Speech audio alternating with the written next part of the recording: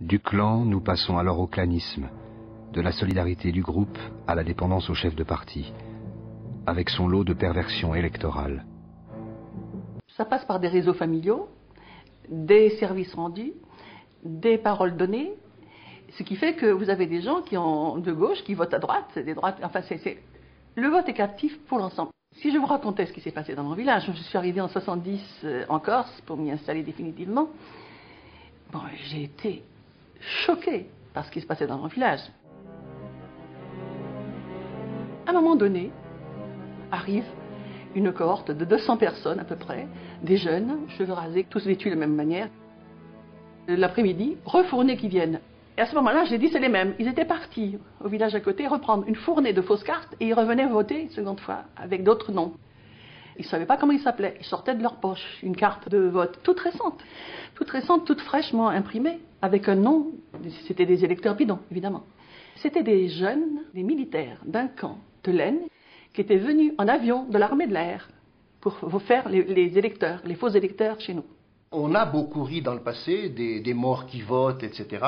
Mais quand on constate que ça a décrédibilisé les élus corses dans bien des cas, eh bien on se pose la question suivante. Est-ce que finalement la violence qui existe en Corse politiquement, ce n'est pas tout simplement le moyen pour certains de s'exprimer parce qu'ils ne peuvent pas s'exprimer réellement, sincèrement et de manière crédible par leurs élus? Alors ça ne nous fait pas rire du tout, l'histoire de la fraude électorale, ce n'est plus du tout une plaisanterie, je pense que c'est tragique.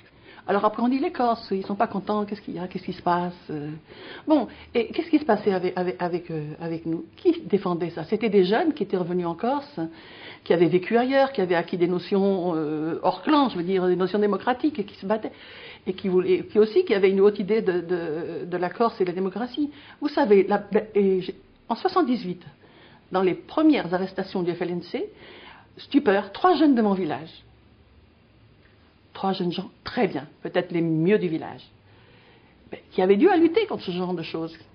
Comment peut-on parler de démocratie, de suffrage universel encore? Comment ces gens même qui sont aujourd'hui au pouvoir, ça fait des années qu'ils le sont, comment osent-ils parler de démocratie et de suffrage universel? C'est eux qui l'ont assassiné, la démocratie et le suffrage universel. C'est eux qui ont fraudé. Ils avaient tout en main. Ils avaient la justice, ils avaient la police, tout avec eux. C'est tout. Il n'y avait qu'une chose qui comptait, combattre le nationalisme. Je parle des 30 années, pour ces 30 années. C'est tout ce qui comptait pour l'État et pour eux, combattre le nationalisme, c'est tout. Alors tout leur était permis.